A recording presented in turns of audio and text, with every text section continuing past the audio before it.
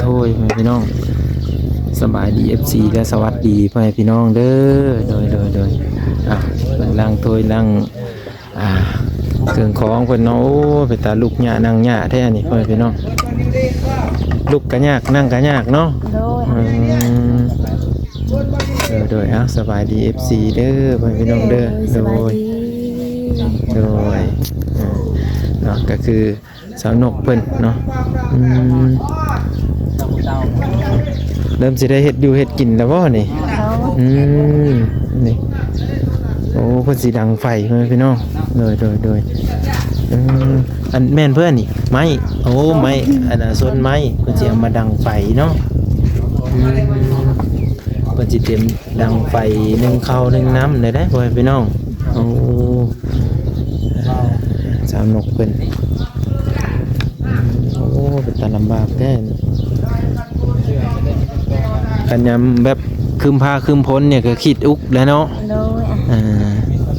คิดอุกย้อนว่าบ่มีบ่อนที่ดังปืนดังไฟเด้เว้ยพี่น้องเพราะไฟเขาก็โอ้ขอกระไผ่เนาะว่าบ่ว่างกับบ่มีกระไผ่ใช่ไหมคุณน่ะคุณเพิ่นสิไปยืมอยู่เหือนนำอันน้องเพิ่น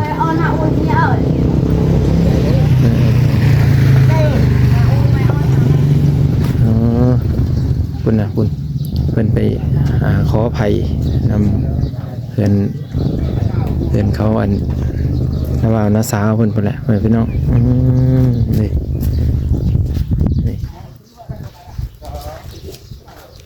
สีดังไฟพี่น้อง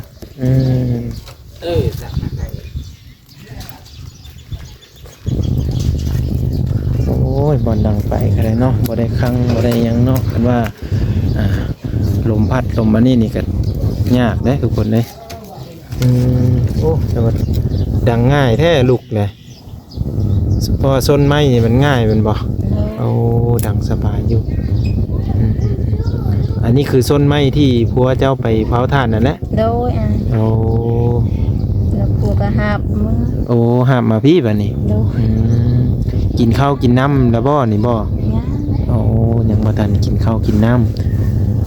พวกกับไปเผาถ่านคือเก้าอันแล้วว่าสิมีเป็นวินบ่คือมาเป่าคักแท้ยานเพิ่นเป็นวินได้พ่อพี่น้องก็กำลังถือผ้ามาท้องอยู่ได้นี่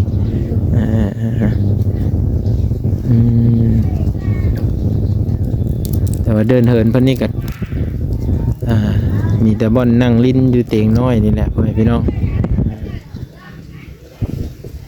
ทีหนึ่งนี่กับเบ้านงเพิ่นจะเข้ามาหาไปพี่น้องกันมากัน2 คนคือเก้าหลังดังไฟเนาะเอาไว้เฮ็ดอยู่เฮ็ดกินท่าผัวเนาะแต่น้อยผัวเพิ่นมาตั้งแต่เผาถ่านเนาะมาแต่เผาถ่านเพราะอยู่หน้ากับไกลไปพี่น้องไกลก็เลยว่าเข้ามาอยู่บ้านเนาะบางคนอาจจะสงสัยว่าอ้าวเพิ่นคือมาอยู่พี่นะเพิ่นมาแนวใดไปแนวใดนะหลายคนก็ยังบ่ฮู้จักเนาะหลายคนก็เบิ่งคลิปบ่จบว่าซั่นจ้าก็คือที่เพิ่นมาพี่นั่นเพิ่นถูกอ้ายเคยไล่นี้จากเซโปนเนาะอันนี้บ่าวบางจะเล่าสู่ฟังบ่พี่น้องแล้วก็กลับมาเฮือนศาลบ้านซ่องบ่อนพ่อแม่อยู่เนาะและคันสิขึ้นไปเฮือนแล้วขึ้นบ่ได้ผิดฮีดทางพี่เพราะว่าทางพี่ถือผีเนาะถือผีแล้วก็ยากขึ้นนั่นแหละทุกคนก็เลยมาต้องมาปลุกกระต๊อบอยู่แล้วก็บ่มีดินบ่มีดอนแล้วกลับมาแล้วก็ได้บ่มีดินบ่มีดอนแม่นบ่น่ะบ่แม่นผัวติบ่โอ้อายเพิ่นบัดกลางค่ำกลางคืนได้สะเว้าสู่ฟังแน่อันนี้เฮ็ดได้สิหุ่งสิเหืองน้ำหมู่บ่นี่บ่พี่อายเอ้ยมีแต่อาศัยทางฟ้าโอ้โหอาศัยถึงฟ้าเลยโอ้อาศัยตะเวนเลยอันเดือนเลยอาศัยเดือนเอาบัดน้ำได้เจ้าไปเอาอยู่ไสมาใส่จ้ะก็นำระบ้าวนี้เอานำระบ้าวเนาะโดยเสือเฮาไปตักอยู่โคกเจ้าบ่ตักมาเองนี่โดยพ่อพี่น้องคือมาสิหาบได้แท้นี่บ่จักนักผู้อยู่ในท้องแน่แต่ก็จำเป็นแน่เนาะผัวก็ไปเผาถ่านอยู่กันหน้าคุณ ตัวนี้ได้น้ำยังน้ำไส้กันบ่ น้ำใช้ โอ้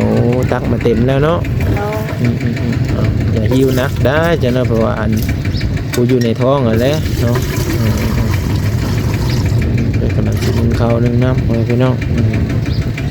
โอ้อันนี้ก็ลำบากได้แม่หมาอันนี้พี่น้องเอ้ยนี่ขังหม้อไว้ก่อนเนาะ โดย เอาเดี๋ยวมานั่งเว้ากันก่อนก็ได้สันนะนี่ก็ยังบ่ทันได้มีผู้ใดเข้ามาหาบ่ ยังโอ้วัดกลางค่ำกลางคืนนี่ก็ลำบากเนาะ โดย บ่เห็นหุ่งพี่น้องก็คอยทางท่าโพน่ะแหล้วเพิ่นก็ได้เพื่อโพสิเข้ามาก็ค่ำมืดแล้วพี่น้องคือเนี่ยนี่แหละนี่4-5 โมงผัวเพิ่นยังบ่ทันมานี่ลำบากในระดับหนึ่งแหละพี่น้องเพราะว่าเฮือนศาลบ้านซ่องก็บ่มีเนาะบางคนว่าอ้าวบ่มีเฮ็ดได้พ่อแม่ก็ยังซั่นนะ ก็ยังเดินเข้ามีอายมีเอื้ออีกอยู่ เพราะว่าว่าง่ายๆก็คือเพิ่นน่ะบ่ได้ถือผีทางนี้แล้วเพิ่นจำลงแล้วเนาะ โดยประจำลงแล้ว คันไผถือผีหันสิฮู้จักพี่น้องเพราะว่าประเพณีหรือว่าฮีตของอันที่ถือผีหั่นเนาะมันต่างจากคนที่อันแบบคนลาวเด้เนาะ โดย นี่เด้อพี่น้องเด้ออาชีพประมาณนี้น้องสาวเพิ่นก็ยามค่ำยามคืนนะพี่น้องมันมืดมาเนี่ยนี่นะเนาะมันก็จะอำนวยความสะดวกยากเนาะแต่ขนาดบอลอยู่เพิ่นนี่ก็ยังอยู่กระต๊อบน้อยๆแหละพ่อพี่น้องเอ้ยเนาะก็คือ FC ได้เห็นพ่อพี่น้องได้เห็นนั่นแหละ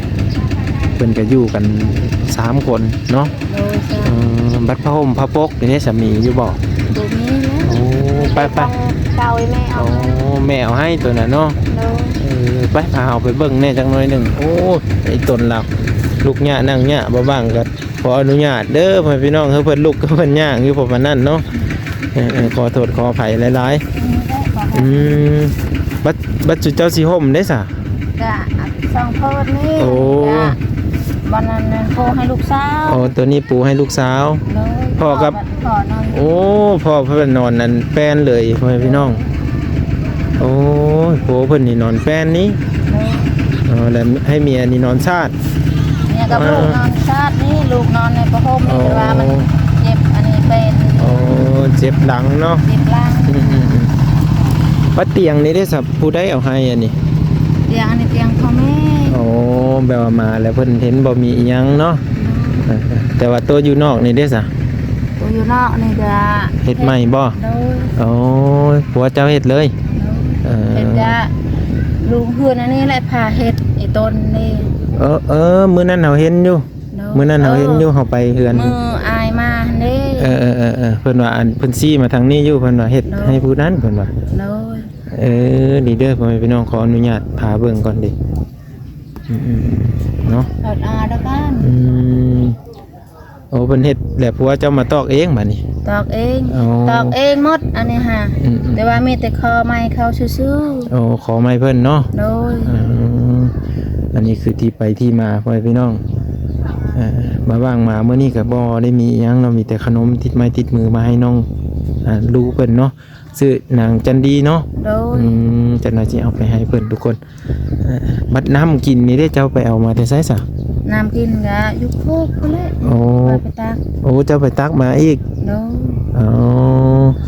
คันว่าพัวมาก็ค่ำแล้วเนาะ ค่ะ เราก็เฮ็ดเวียกเมื่อยแหละ น้ำอายเด้ อ๋อ มันว่าเฮ็ดผู้เดียวนะใครเด้ พอนยามพักเอาก็พักเนาะ โดย อันนี้เฮ็ดน้ำหมู่คันเพิ่นบ่พาพักก็พักบ่ได้ เนาะ อันนี้ก็เข้าใจอยู่ไปพี่น้องแล้วก็ได้ผ้าห่มน้อยๆนี่แหละนี่อันนี้ก็เป็นแผ่นผ้าขาวม้าไว้นุ่งอาบน้ำเสร็จกระโตเนาะ คนให้และคนในบ้านให้ ตัวนี้คือคนในบ้านให้ไปพี่น้องโอ้ยคิดอิตนสงสารนี่เนาะใครใจบุญใจเมตตาก็ซอยเพิ่นน่ะเด้อพี่น้องเอ้ยบัดข้าวน้ำซ้ำปลานี่เด้ซะ ก็มี สิ ละอาย สิกุมอยู่กุมกินอยู่บ่บัดนี้ บ่ได้กุ๊ก หมาใหม่เนาะให้หนาตากล้ากะพอแต่ได้หาเงินซื้อกับสิบกุ้มแล้วพ่อพี่น้องเอ้ย คือเฮาไปซื้อไปขายทานน้ำอายแล้วก็ซื้อข้าวโลหัน โอ้อาศัยข้าวโลมาไว้กินเนาะ โดย อืม ยามเขาเฮ็ดนาเฮ็ดให้เฮาไปซอยเพิ่นเพิ่นก็เอาให้ อืมพอเฮามาตำลังเลยเฮายังบ่ทันได้ซอยไผได้เนาะเพอมายามหมู่เก็บเกี่ยวแล้ว แม่ โอ้อันอยู่บ้านเก่าบ้านพัวพุ่นแหละแม่นได้เฮ็ดนาอยู่บ่ เฮ็ดนาเฮ็ดให้อยู่พุ่ โอ้เฮ็ดนาเฮ็ดให้ โดย บัดสิมาแล้วเพิ่นบ่ได้เอาให้จักซอบเลย บ่ได้ให้จักสอบเลยหมู่เฮา4-5โตวเพิ่นก็บ่ให้เลย โอ้หมูอยู่พุ่นก็บ่ให้อีก บ่ให้อีก โอ้แสดงว่าเจ้ามาแต่โตเป้าเลยนี่ มาแต่โตเป้าซื่อๆอ้าย อ๋อ บ่มีไปสั่งเลยจนเฮาย่างมา ขนาดผ้าห่มผ้าปกนี่ก็แม่เอาให้ นี่แหละก็คงเองกับตัวนี้ พอได้ตูมให้ลูกนางอันจันดีเนาะ โดย เอาไปที่ว่าเมตตาเพิ่นพ่อพี่น้องเอ้ยเนาะกะคลิปนี้ว่าบ้างก็ขอเว้าตรงๆเลยเนาะหลายคนอาจจะว่าเพิ่นขี้ค้านบ่นั่นนี่อันนี้คือเพิ่นย้ายมาอยู่ใหม่เนาะก็คือถึกอายเคยหันไล่นี้ โดยนั่นแหละ ที่จริงก็จะไปตั้งรักปักฐานอยู่บ้านพัวพุ่นแม่นบ่จนว่ามีหมูมีเป็ดมีไก่ โดย แต่ว่ามันเกิดเหตุจำเป็นเนาะก็เลยว่าได้กลับมาบ้านโดยด่วนจนถึงขั้นว่าย่างลัดมาผู้แหละพ่อแม่พี่น้องบางคนอาจจะยังบ่เข้าใจเห็นนะก็เลยมาอธิบายสู่ฟังวัดกระตูบกระต๊อบอันนี้ได้ไผใส่เห็ดให้ พัวเฮ็ด โอ้ปัวเห็ดให้เนาะพอได้แบบกังยามนอนเนาะ โดย คันสินอนแต่เตียงนี่ก็มันบ่คือแล้วพ่อแม่พี่น้องแม่มารไก่คลอดแบบนี้ก็อันตรายเลยเนาะ โดยเอายา แม่นเลยอันกลางค่ำกลางคืนก็ย่านคือว่าแหละจากหมู่สิมาดีมาให้เนาะ โดยแม่นะอันนั้นแหละเอายา แม่นได้ทุกคนเลยเห็นบ่ ว่าเฮาสิขึ้นนอนในเดือนนี้พอก็ยันผิดฮีดเขาอีก